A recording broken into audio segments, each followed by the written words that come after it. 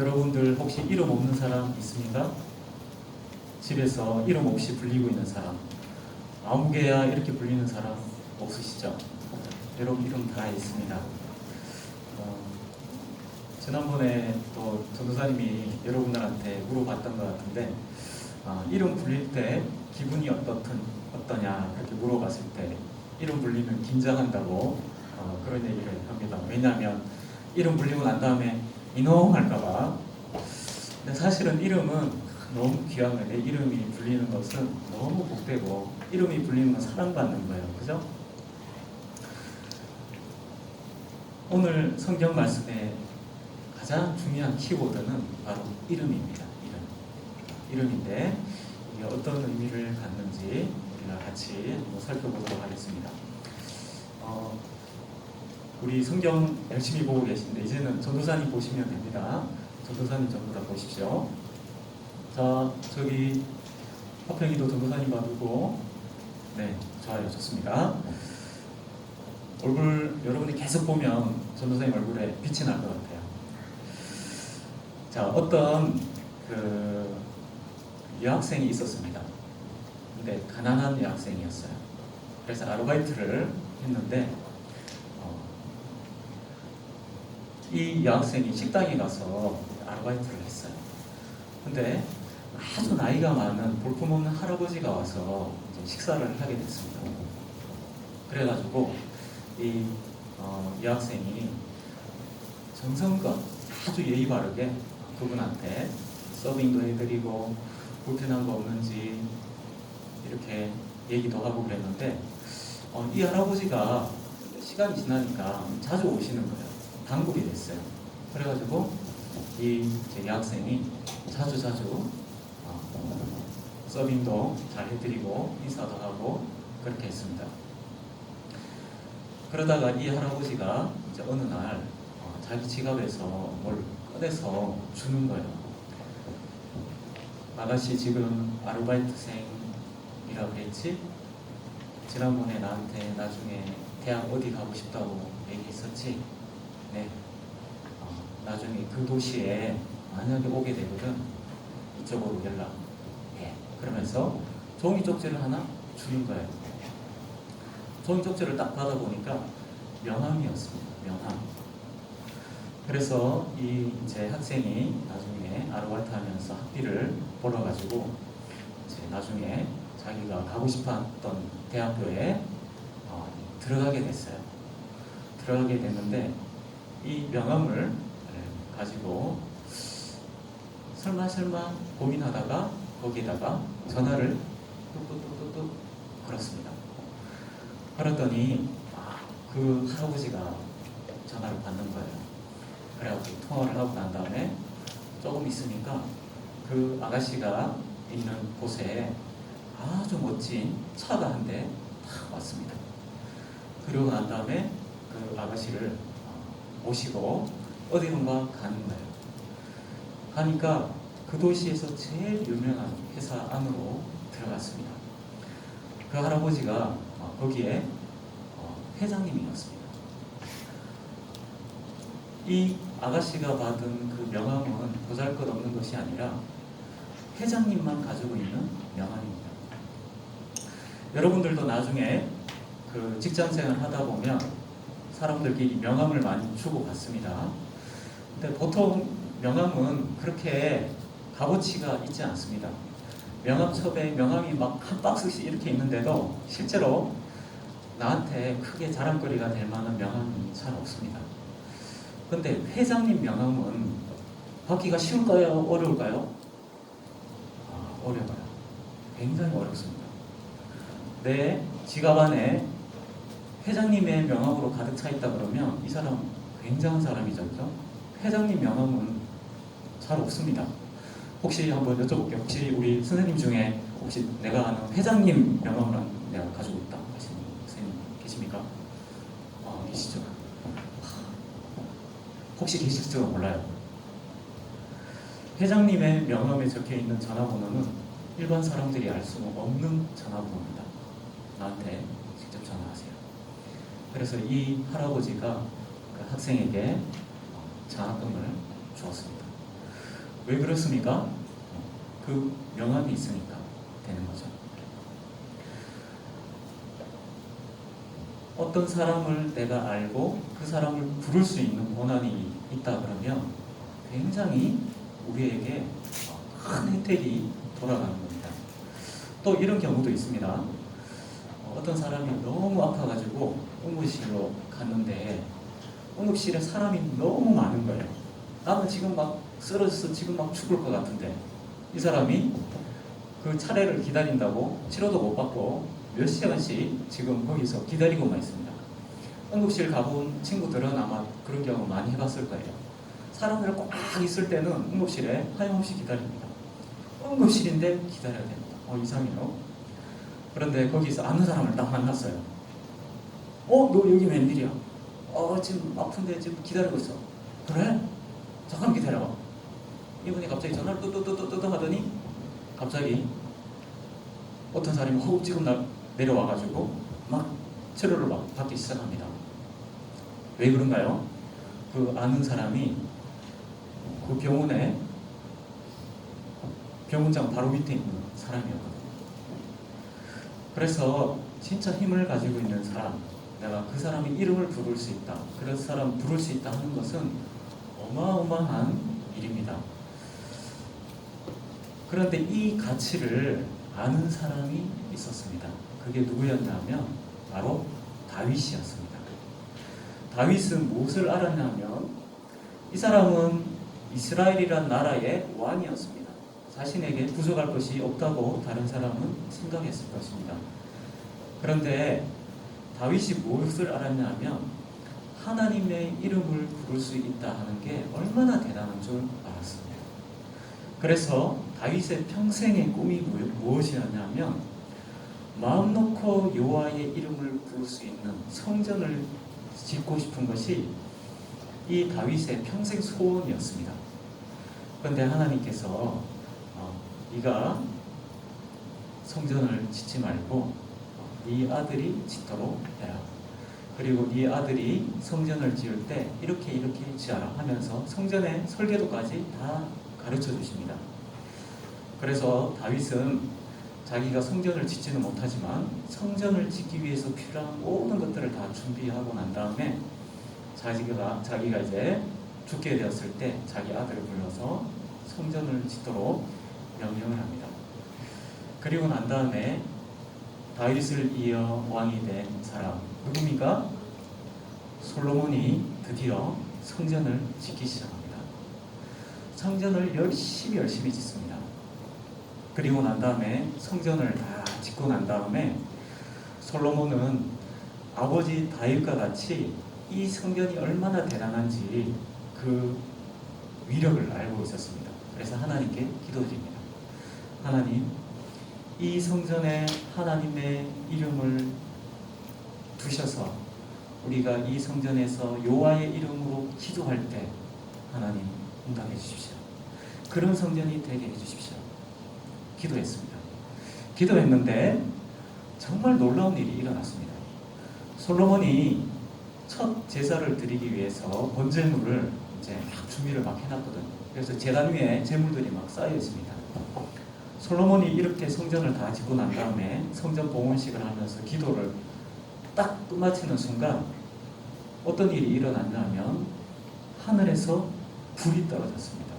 그래서 성전 제단 위에 있는 제물들을 싹 불태워 버렸습니다. 이게 무슨 뜻인가요? 하나님이 솔로몬의 기도에 응답하신 거죠. 이게 무슨 뜻을 말하냐면 새로 지은 이 성전이 하나님께서 그래, 내가 내 이름을 여기에 두겠다. 인정. 내가 사인하는 거예요. 사인. 그래, 나의 이름을 여기에 두겠다. 그 확인을 해주셨던 것입니다. 그래서 이 솔로몬이 믿음으로 성전을 열심히 짓고 마지막으로 하나님께 기도드렸는데 하나님이 딱 응답하신 걸 보고 너무 감격한 거예요. 우와, 이 성전에서 이제 우리가 기도하면 하나님이 다 들으신다. 그래서 그때부터 제사를 엄청나게 드리는 거예요. 소를 22,000마리, 양 10만 마리였나요? 엄청나게 제사를 드립니다. 왜냐하면 너무 기뻐가지고. 그래서 하나님이 이런 축복을 주시고 난 다음에 나중에 솔로몬 왕의 성까지 건축하도록 해주십니다. 오늘 말씀은 그래서 솔로몬이 전을 짓고 왕궁을 건축하고 난 다음에 이것을 다 이제 마치고 난 다음에 일어났던 이야기입니다. 오늘 7장 11절에 보면 이렇게 말씀합니다. 솔로몬이 여호와의 전과 왕궁 건축을 마치고 솔로몬의 심중에 여호와의 전과 자기 궁궐에 그가 이루고자 한 것을 다 형통하게 이루니라. 솔로몬이 성전을 짓고 그 다음에 자신의 왕궁을 건축하는 일을 다 마쳤습니다. 근데 성전을 건축하고 난 다음에 왕궁을 짓기까지 시간이 얼마나 걸렸냐면 13년이 걸렸어요. 다시 말하면은 성전이 완공되고 난 다음에 13년이 지난 후에 오늘 지금 본문에 일이 일어났던 것입니다. 무슨 일이 일어났나요? 12절에 보면 밤에 여호와께서 솔로몬에게 나타나사 그에게 이르시되, 하나님이 솔로몬에게 나타나셨습니다. 열왕기에 보면 똑같은 내용이 나옵니다. 똑같은 내용이 나오는데 거기에는 어떻게 표현이 되었냐면 전에 기브온에서 나타나신 같이 다시 솔로몬에게 나타나셨다 이렇게 말씀합니다. 그러면 지금 하나님께서 솔로몬에게 나타나신 게 두 번째라는 얘기예요.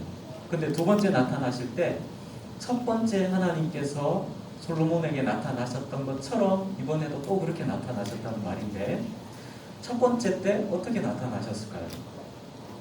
첫 번째 하나님께서 솔로몬에게 나타나신 게 언제였냐면 바로 1,000번제를 드리고 난 다음에 하나님께서 나타나셨습니다. 솔로몬이 기브온에서 1,000번제를 드렸거든요. 솔로몬이 1,000번제를 드리고 난 다음에 밤에 잠을 자고 있었습니다. 근데 자는 중에 꿈속에서 환상 중에 하나님께서 찾아오셔서 솔로몬에게 물어보셨습니다. 네가 무엇을 원하느냐? 넌 무엇을 원하니? 그랬을 때 솔로몬이 저는 너무 어리고 지혜가 부족합니다. 이 나라를 제대로 다스릴 수 있는 지혜를 하나님 주십시오. 그렇게 이야기를 했었죠. 그때처럼 하나님이 또다시 찾아오셨던 것입니다. 근데 이번에는 하나님께서 솔로몬에게 질문을 하신 것이 아니라 아주 놀라운 말씀을 하십니다. 이렇게 말씀합니다. 그에게 이르시되 내가 이미 내 기도를 듣고 이곳을 택하여 내게 제사하는 성전을 삼았으니. 지금 건물이 아주 멋지게 성전이 지어져 있는데 이것은 그냥 건물에 불과합니다. 그런데 하나님께서는 이 건물, 성전이라고 지은 이 건물을 나에게 제사하면 제사를 받아주는 그런 성전으로 내가 인정한다. 이렇게 말씀하십니다. 그러면은 하나님께서 인정하시는 성전이 어떤 곳일까요? 어떤 곳일까요? 여러분 지금 오늘 우리 교회 나왔습니다. 그죠? 교회 나왔습니다. 교회 어떤 곳일까요? 교회는 무엇을 하는 곳일까요? 교회가 세상 사람들이 보기에는 어떻게 생각합니까? 사람들이 모여가지고 그냥 저기 찬양 부르고 노래하는 거 그렇게 얘기를 합니다. 성전이 어떤 곳이죠? 하나님께서 이렇게 말씀하십니다. 내가 이제 이곳을 성전으로 인정한다. 그러면 너희들이 이 성전에서 너희들에게 주어지는 엄청난 특권을 내가 알려주겠다. 하나님께서 솔로몬에게 명함을 주시는 것하고 똑같습니다. 이 명함에 무슨 명함인가요? 창조자 하나님의 명함입니다. 명함을 주시면서 이리로 연락해라. 알겠지? 내가 이 명함 성전에 둘 테니까 여기 와서 연락해 나한테. 근데 언제 연락하냐 하면 이때 연락해라. 이렇게 말씀하십니다. 13절에 이렇게 말씀합니다. 혹 내가 하늘을 닫고 비를 내리지 아니하거나 혹 메뚜기들에게 토산을 먹게 하거나 혹 전염병이 내 백성 가운데 유행하게 할 때에 어느 때입니까? 이 땅에 재앙이 일어날 때입니다.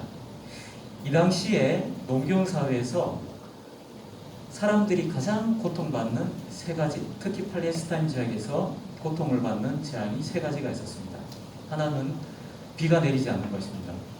두 번째는 메뚜기 떼들이 와서 논밭에 있는 식물들을 다 먹어치우는 겁니다. 세 번째로는 질병이 유행할 때입니다. 전염병이 돌 때입니다. 이때 기도해라 이렇게 말씀합니다. 그러면 어떤 일이 일어날까요? 14절에 오늘 요절 암송 말씀이죠. 14절에 이렇게 나옵니다. 우리 다 같이 한번 읽어볼까요? 14절 준비되셨나요? 준비 시작.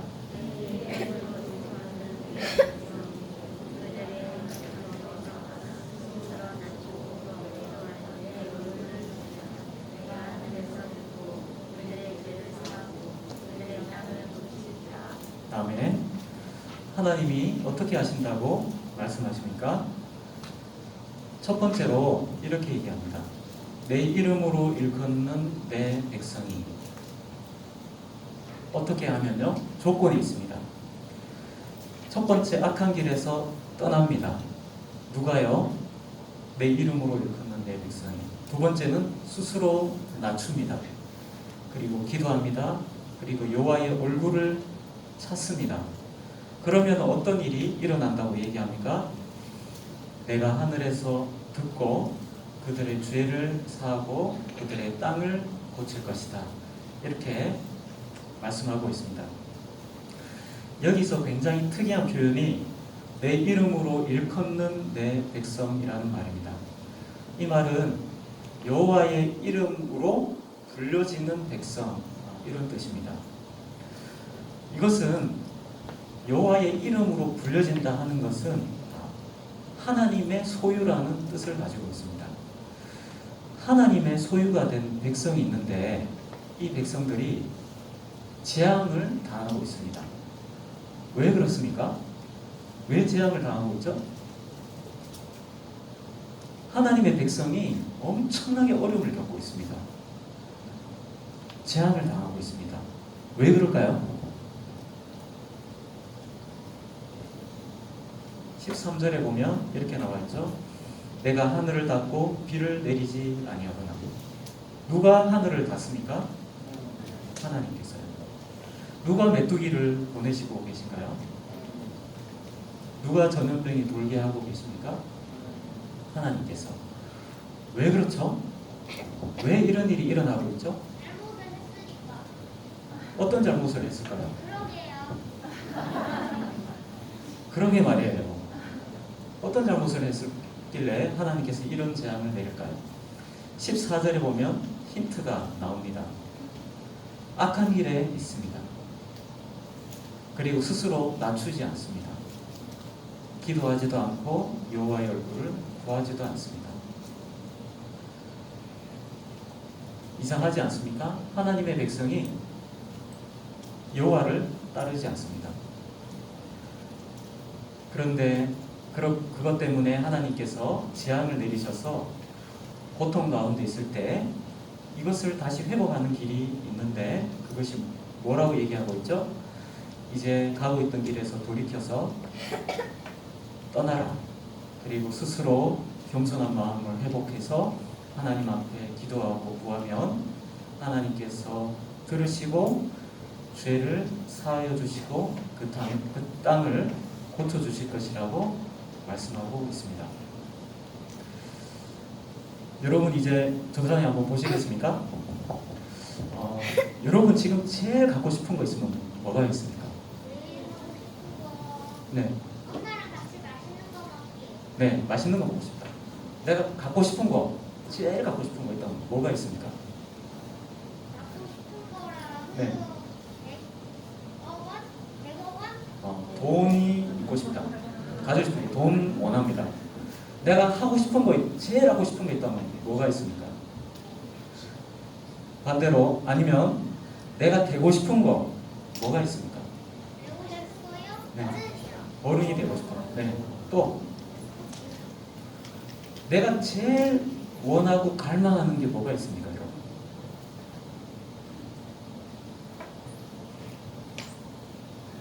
스마트폰 없는 사람 다 있나요? 없는 사람 좀 있습니다. 스마트폰 원하시나요? 간절히? 무엇을 원하시나요, 여러분?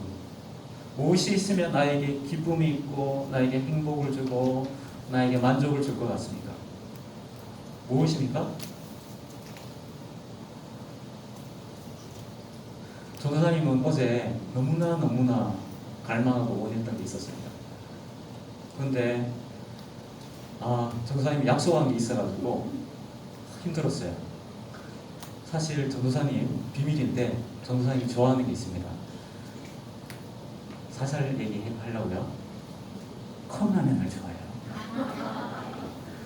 전도사님이 토요일마다 이렇게 좀 저녁 늦게까지 있거든요. 그러면 이제 다른 분들 다 가시고 혼자 남을 때가 많습니다. 그러면 항상 제 눈이 어디로 가냐면 우리 저기 컵라면 박스가 있어요. 가서 탁 보니까 2개밖에 안 남아 있는 거예요. 이 컵라면이 넉넉하지가 않거든요. 주일이 되면 금방 사라져요. 그래서 전도사님이 침을 꼴깍 삼키면서 근데 전도사님이 집에서 컵라면 금지령을 나갔습니다. 왜냐하면 전도사님이 자꾸 배가 나오는 거예요.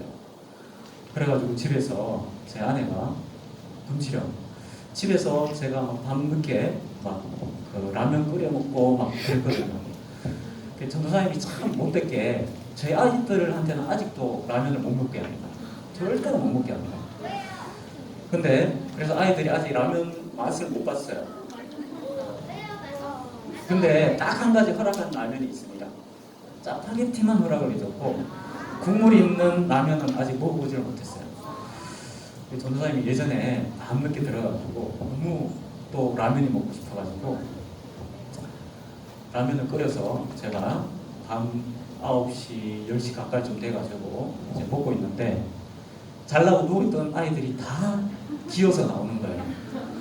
그래서 식탁 앞에 앉는 거예요, 한 명씩. 그리고 턱을 탁 이렇게 굽어가지고 저를 보는 겁니다. 저는 푹 계속 먹고 있는데 아빠 냄새가 참 좋네요. 그래. 아빠 굉장히 냄새가 좋네요. 그래, 냄새 너무 좋지. 아빠 무슨 맛인지 정말 궁금하네요. 정말 맛있어. 냄새 나는 거하고 똑같은 맛이야. 침을 꿀꺽꿀꺽 삼키는 거예요. 그러다가 제 아내까지 나왔습니다. 여보, 지금 애들 지금 배고픈데 앞에서 라면을 혼자서 이렇게 먹는 것은 당신 잘못하는 거야. 그래서 금지령 내렸습니다. 그래서 그때부터 제가 몰래 몇 번씩 교회에서 컵라면 먹고 들어갔는데 발각이 돼가지고 호출이 많이 났습니다. 근데 어제 드디어 아무도 보는 사람 없고 컵라면 2개나 있고 배는 고프고 근데 제 딸이 얘기했거든요. 아빠 절대로 배 나오면 안 된다. 금지령이다. 컵라면을 딱 먹으려고 하는데 갑자기 소리가 들리는 거예요. 아빠! 누구 목소리일까요? 제 딸 목소리가 갑자기 들리는 거예요. 그래서 그래. 자리에 앉아서 또 이렇게 하다가 한 1시간쯤 지났어요. 근데 갑자기 또 라면 생각이 나는 거예요. 그래가지고 또 걸어갔죠, 앞에. 꺼내보니까 컵라면이 있을까요? 사라졌을까요? 그대로 있죠, 당연히. 웃으면서 딱 꺼내려고 그러는데 갑자기 또 아빠 하는 소리가 또 들리는 것 같은 거예요. 좀 있으니까 다른 목사님이 한 분이 오셨어요. 조금 계시다가 그 목사님이 컵라면을 꺼내서 드시는 거예요. 지금 나도 달려갈까? 결국 전도사님이 시간이 다 되는 바람에 못 먹고 집에 왔습니다. 그래가지고 오늘 아침에 얘기했죠. 딸아, 아빠가 어제 엄청난 전투를 치렀다. 컵라면과 전투에서 아빠가 이겼다. 이 덕분에 이겨냈다. 사람에게 욕구가 있습니다. 뭔가 하고 싶고 내가 원하는 욕구가 있습니다. 그게 채워져야 만족이 되는 거죠. 사람은 누구나 다 이런 욕구가 있습니다. 전도사님 같이 먹는 욕구. 또 어떤 욕구가 있을까요? 내가 뭔가 되고 싶은 욕구. 또 다른 사람에게 사랑받고 싶은 욕구. 많은 욕구들이 있습니다. 또 어떤 거요? 잠자고 싶은 욕구. 맞죠? 참 많은 욕구들이 있습니다. 그런데 이상하게 사람들에게 없는 욕구가 있어요. 무슨 욕구인가요? 네. 하나님에 대한 욕구가 없습니다. 하나님을 갈망하지 않습니다. 하나님을 갈망하지 않아요. 그런데 우리에게 가장 중요한 필요는 바로 하나님입니다. 우리에게 하나님만큼 필요한 게 없습니다. 그런데 사람들이 하나님을 갈망하지 않습니다. 아브라함이 어떤 사람이었냐면 이 세상에 자기가 원하는 것을 많이 가졌던 사람입니다. 제가 초등부 그 다음에 소년부 있을 때하고 초등부 와서 참 깜짝깜짝 놀라는 게 뭐냐면 이렇게 순수하고 어리고 그런 아이들인데 놀랍게도 돈을 좋아한다는 사실이에요. 어린아이들이 벌써 돈을 좋아하는 것 같아요. 소년부 설교할 때도 돈 얘기 나오면 그냥 100만원, 200만원 이렇게 얘기하는 친구 하나도 못 봤습니다. 전부 다 100억대를 얘기해요. 100억대를. 초등부 와서 얘기해도 저는 100억대를 참 많이 들어봤던 것 같아요. 돈의 위력을 압니다. 근데 그만큼 많은 돈을 가졌던 사람이 아브라함이었습니다. 그리고 아브라함은 또 어떤 사람이었습니까? 당대의 팔레스타인에서 가장 미인과 결혼한 사람입니다.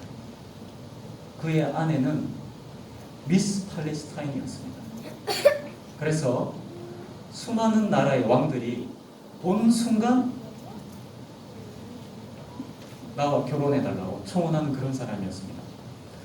돈도 가지고 있었죠. 그 다음에 아름다운 아내도 있었습니다. 많은 재산을 가지고 있었습니다. 자기가 하고 싶은 거 다 할 수 있었습니다. 그런데 아브라함은 만족을 할 수 없었습니다. 그래서 하나님께서 그에게 찾아가 주셔서 그에게 진정한 만족이 되는 것이 무엇인지를 알려주셨습니다. 그래서 자신을 따라오도록 하셨습니다. 아브라함은 그 하나님을 믿고 진정한 만족과 진정한 복을 주시는 하나님을 붙들었을 때 하나님께서 그에게 은혜를 주셨습니다. 그리고 아브라함에게 주셨던 복이 뭔가요? 너와 너의 후손을 통해서 이 세상 사람들도 진정한 만족을 얻게 될 것이다. 진정한 행복을 얻게 될 것이다. 그렇게 약속을 하셨습니다. 그런데 이것이 무엇을 통해서 이루어질 수 있습니까? 하나님하고 인간 사이에 끊어져 있어서 우리에게 참된 만족을 주시는 하나님이 우리에게 연결이 되지 않는 거예요. 근데 이 연결이 되는 방법이 뭔가요? 그것은 바로 여호와의 이름에 달려 있습니다. 여호와여 부르면 연결이 됩니다. 근데 어디에 그 이름이 있냐면 하나님께서 다른 곳에 자신의 이름을 두시지 않고 유일하게 성전에만 그 이름을 두셨습니다. 그래서 거기서 이스라엘 백성들이 여호와여 이름을 부를 때 하나님과 연결이 딱 되는 것입니다. 그런데 이때 하나님께서 주시는 축복이 무엇일까요? 사람들은 하나님께 복을 받기를 원합니다.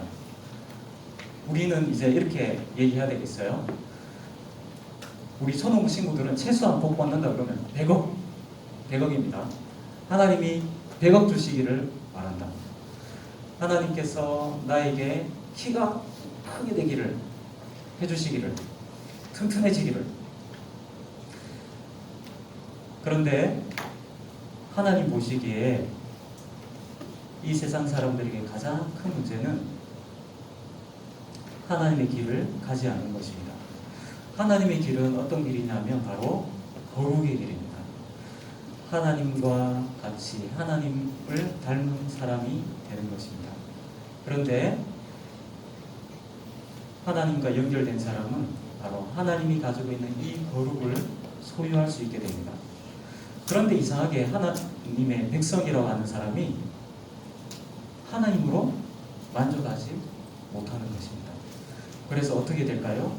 하나님의 길에서 떠나서 다른 것을 찾습니다.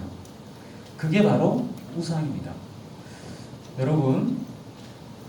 여러분이 앞으로 이제 나이가 1살, 2살 되면서 어른이 되어갈 겁니다. 그런데 여러분들은 이 세상을 많이 배워갈 겁니다. 많이 알아갈 것입니다. 또 그렇게 해야 됩니다. 이 세상에 너무나 아름답고 우리에게 기쁨을 주는 것이 많이 있습니다. 그러나 그것이 우리에게 영원한 생명을 주지는 못합니다. 그것이 우리에게 하나님과의 관계를 회복시켜 주지는 못합니다. 정말 중요한 것은 하나님과 바른 관계에 있는 것이 너무나 중요합니다. 하나님 백성과 이 성전에 주신 축복이 바로 하나님과 연결이 되는 것입니다. 그런데 이런 큰 축복을 받은 하나님의 백성이 하나님께 엄청난 축복을 받았는데 만족을 못하는 겁니다. 그래서 다른 것을 찾아갑니다. 나의 만족을 채워주는 것을 향하여. 그래서 나의 만족을 주는 것 같이 보이는 그것을 향하여 쫓아가는 것이 무엇인가요? 그게 우상을 향하여 쫓아가는 것입니다. 여러분, 하나님을 아는 것만으로 우리가 만족할 수 있어야 됩니다. 그렇지 않으면 우리는 이 세상으로 반드시 따라가게 되어 있습니다. 하나님 믿는다고 하는데 세상 사람들하고 다르지가 않습니다. 여러분 혹시 여러분 사고 싶은 물건 직접 고르나요? 옷 같은 거 살 때 직접 고르나요? 내가 가지고 싶은 물건 어떻게 합니까? 네, 돈을 주고 사겠죠, 물론. 근데 여러분 한번 생각을 한번 해보십시오. 우리 부모님들이나 아니면은 이제 여러분 조금 어른이 되거나 중고등학생이 되면 휴대폰 하나를 사더라도 정말 꼼꼼하게 따져봅니다. 쫙 내가 사고 싶은 거 비교해가지고 성능이 뭐가 좋은지 다 따져봅니다. 어른들은 어떨까요? 자동차가 필요해서 한 대를 사야 됩니다. 그러면 정말 꼼꼼하게 찾아봅니다. 다 체크합니다. 그래서 좋은 거, 나쁜 거를 구별할 줄 알죠. 그래서 같은 값이면 좋은 것을 사게 됩니다. 또 장사하는 사람도 마찬가지죠. 좋은 물건을 사가지고 합니다. 제가 예전에 들어보니까 아주 장사를 잘하는 과일가게 아저씨가 있었습니다. 이 과일가게 아저씨의 특징이 뭐냐면 그 과일가게에 가면 과일들이 무조건 맛있는 거예요. 무조건. 근데 이 아저씨한테 비법이 있었습니다. 이분은 새벽에 3시나 4시쯤에 일어난다고 합니다. 그럼 일어나자마자 제일 먼저 하는 일이 배가 터질 정도로 밥을 먹는데요. 그리고 난 다음에 과일을 파는 과일 시장으로 갑니다. 그래서 과일 시장에 가서 거기 그 도매상에 있는 가게들마다 가면서 과일을 하나씩 집어 먹는 거예요. 지금 배가 터질라 그러는데. 그런데 어느 사과를 하나 딱 먹었는데 배가 터질 것 같은데도 사과가 맛있는 거예요. 이 사과는 어떤 사과인가요? 진짜 맛있는 사과죠. 그러면은 이분이 어떻게 하느냐? 자기가 가지고 있는 돈 다 털어가지고 그 사과를 싹 사온 거예요. 그 다음에 수박은 너무 커서 안 되겠죠. 그래서 그분은 항상 그 가격의 사과는 맛있다는 거예요. 왜 그렇습니까? 최고의 사과를 고를 줄 아니까요. 장사하는 사람들도 내가 무엇이 제일 좋은 건지 압니다. 그런데 여러분, 우리에게 제일 필요한 게 뭔가요? 하나님의 은혜가 얼마나 소중한지 그 가치를 아는 것입니다. 그래서 예수님께서 이렇게 말씀하셨습니다. 하나님 나라는 좋은 진주를 사는 사람과 같다. 그렇게 말씀하셨습니다. 또 하나님의 나라는 어떤 사람이라고 했습니까? 농부가 밭을 갔다가 보화를 찾았을 때 자기 돈을 다, 자기 물건을 다 팔아가지고 그 밭을 사는 것과 같다. 하나님의 은혜의 가치를 아는 사람은 그것만으로 만족을 하게 됩니다. 자, 그러면 여러분 여기서 이제 질문을 해야죠. 하나님의 은혜, 가장 소중한 하나님의 은혜가 뭘까요?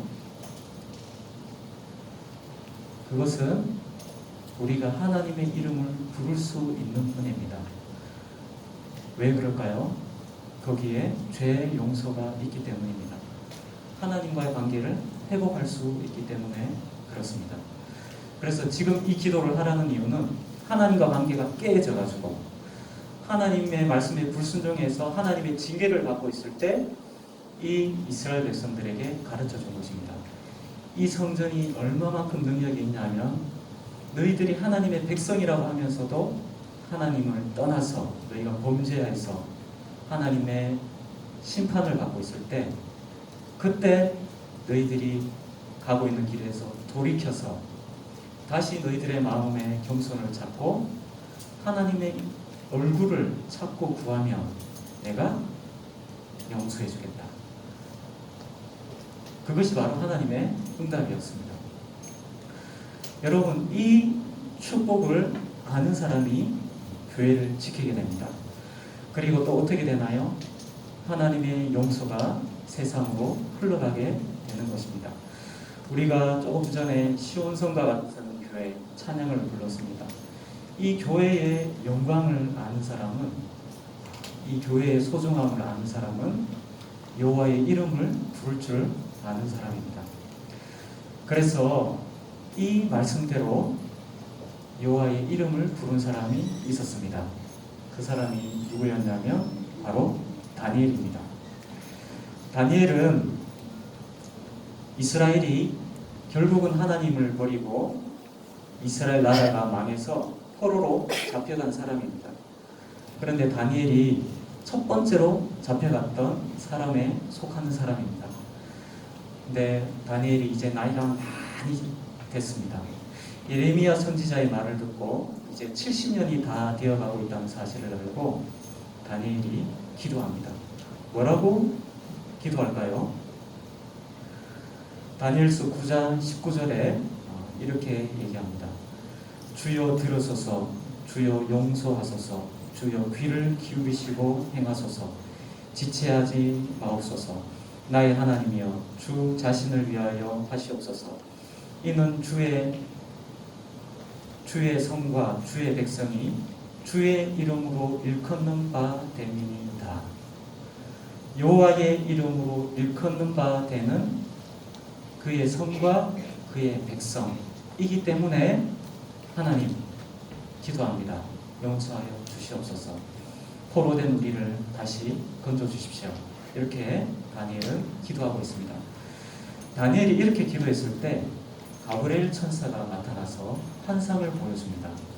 그리고 그가 무엇을 알려주냐 하면 한 왕이 올 것이다. 그것을 알려줍니다. 이 왕이 누군가요? 바로 그리스도 예수입니다. 여러분, 전도사님 이제 볼까요? 전도사님을 봐주세요. 우리는 하나님께서 우리에게 얼마나 큰 은혜를 주셨는지 모를 때가 많습니다. 네, 여러분 기억하셔야 됩니다. 여호와의 이름을 부를 때 죄 용서가 됩니다. 죄 용서를 받을 수 있습니다. 여러분 하루를 살아보시면 압니다. 우리가 얼마나 많이 넘어지는지. 그런데 우리가 하나님 백성들이 보통 어떻게 사냐면 아이고 늘 그러니까 해서 하나님의 용서를 믿지 않습니다. 너무너무 놀라운 사실은 하나님의 백성들이 하나님의 용서를 믿지 않습니다. 왜 교회가 오늘날 능력이 없을까요? 왜 하나님의 백성들이 이 세상에서 버린 소금과 같이 밟히고 있을까요? 왜 하나님의 백성들이 빛을 내지 못할까요? 교회 다닌다고 하면서 죄 용서를 믿지 않습니다. 그리스도의 십자가의 보혈의 피가 얼마나 권세 있는지 믿지 않습니다. 예배 드리면서도 믿음 없이 나옵니다. 믿음이 전혀 동작하지 않아요. 예배 때 하나님의 죄사함의 은혜를 믿지 않습니다. 그래서 예배 드리고 가면 똑같습니다. 똑같아요. 여러분, 이것은 여호와의 이름을 사용하는 게 아닙니다. 믿음으로 여호와의 이름을 사용하지 않는 사람에게 하나님의 은혜 한 방울도 임하지 않습니다, 여러분. 그래서 예배 드릴 때 반드시 들고 나와야 되는 게 있습니다. 믿음으로 나와야 됩니다. 죄 용서를 믿어야 됩니다. 믿지 않는 사람에게 하나님 은혜 없습니다, 여러분. 너무 중요합니다. 그래서 예배 딱 드리고 났을 때 확신이 있어야 돼요. 하나님 진짜 나를 사랑하신다. 나를 다시 용서해 주셨다. 그럴 때 그 사람들이 빛이 납니다. 그리고 만족합니다. 다른 거 없어도 돼요. 내가 하나님 아는 것만으로 만족하게 됩니다. 저 이렇게 살다가 죽어도 하나님 미안이 없습니다. 그렇게 되는 것입니다. 근데 이것을 체험하지 못하면 나에게 부족한 것이 생겼을 때 내 입에서 원망과 불평하는 말이 나오게 되는 것입니다. 여러분이 어른들이 다 되실 거잖아요. 여러분들이 어른이 되어서 여러분들의 부모님에게 기쁨이 되는 방법은 다른 게 아닙니다. 여러분들이 공부를 잘해서 좋은 대학 가는 게 아닙니다. 여러분들이 죄 용서를 믿는 사람이 되면 여러분 부모님들에게 가장 큰 기쁨이 됩니다. 이 사람은 이제 더 이상 염려할 게 없어요. 왜냐하면 하나님 손에 딱 붙들려 있는 사람이거든요. 여러분들의 부모님이 여러분들이 그런 믿음이 있는 것을 볼 때 평안하게 나중에 여러분들을 떠나보낼 수도 있을 겁니다. 그래서 여러분, 이 지금 코로나로 지금 고통받고 있는 이 시대에 이 세상의 죄에 대해서 우리가 생각하는데 이것은 하나님이 교회에 대해서 하시는 경고입니다. 무슨 경고입니까? 하나님의 백성이 하나님을 믿지 않는 죄에 대해서 경고하시는 겁니다. 성전을 우습게 합니다. 예배를 정말 우습게 합니다. 누가요? 여호와의 이름으로 일컫는 내 백성들이 여호와를 멸시합니다. 그래서 이 땅을 고치는 길은 단 한 가지입니다. 하나님 백성이 하나님의 이름의 능력을 다시 신뢰하고 그것을 붙드는 그 믿음을 회복할 때 하나님께서 이 땅을 고쳐주실 것입니다. 여러분, 코로나가 떠나가기를 우리가 기도해야겠죠. 그러나 교회가 믿음을 회복해야 됩니다. 예배를 회복해야 되고 여호와의 이름을 부를 줄 아는 사람이 다 되어야 됩니다. 여러분, 매일매일 하나님의 죄 용서를 체험하는 여러분들 다 되시기 바랍니다. 여러분들이 그런 믿음이 사실 있습니다. 그런데 사용해야 됩니다. 가만히 묵혀놓고 있으면 안 됩니다. 그래서 오늘 여러분들 믿음을 사용하셔서 이제 집으로 돌아갈 때 정말 기쁜 마음으로 돌아가시기 바랍니다. 그렇게 할 때 이 땅이 고쳐질 것입니다. 만약에 그렇게 하지 않으면 교회는 하나님께서 얼마든지 버리실 수 있습니다. 그게 바로 19절에서 22절까지 말씀입니다. 교회 자체가 능력이 있는 거 아니다. 네가 여호와의 이름을 제대로 붙들지 않으면 나는 교회 그냥 버릴 거다. 세상 사람들의 발에 짓밟히도록 나는 할 수 있다. 그것이 19절에서 22절까지 말씀입니다. 그래서 사람들이 얘기할 거다. 왜 교회가 이렇게 됐나요? 저 사람들 하나님 믿는다고 하면서 하나님 제대로 안 믿어서 저렇게 됐어. 세상 사람들에게 이 얘기를 듣게 될 것이다. 그것이 19절에서 22절까지의 말씀입니다. 우리에게 축복이 약속되어 있는 동시에 하나님의 경고가 같이 있습니다. 여러분, 우리는 이제 다니엘과 같이 다시 하나님의 은혜가 임하도록, 용서가 임하도록 기도하는 우리 교회가 되어야겠습니다. 여러분들이 그렇게 하실 때 여러분의 집을 살리고 교회를 살리고 이 나라를 여러분들이 살리게 될 것입니다. 우리 기도드리겠습니다. 하나님 아버지 감사합니다. 참 우리는 하나님을 믿는다 하면서도 사실은 하나님의 은혜로 만족하지 못하고 세상을 향하여 너무나 달려갈 때가 많았습니다. 그리고 하나님이 주시는 의로운 거룩한 옷을 입은 것으로 기뻐하지 못하고 이 세상이 주는 아주 화려한 옷을 입고자 하였습니다. 하나님, 우리 교회가 이 영광스러운 교회의 본세를 잃어버리고 이 세상을 쫓아간 것을 하나님 용서하여 주시기를 원합니다. 하나님, 우리가 다시 한번 하나님 앞으로 나와서 하나님만으로 만족할 수 있는 믿음을 주시고 여호와의 이름의 권세가 얼마나 놀라운지 우리 믿음을 회복하는 저희들 다 되게 하여 주셔서 저희들의 예배를 통해서 이 나라를 고치고 우리 가정을 지키고 교회를 지키는 우리 초등부 친구들 다 되도록 하나님 은혜를 베풀어 주시옵소서. 예수님 이름으로 기도드렸습니다. 아멘.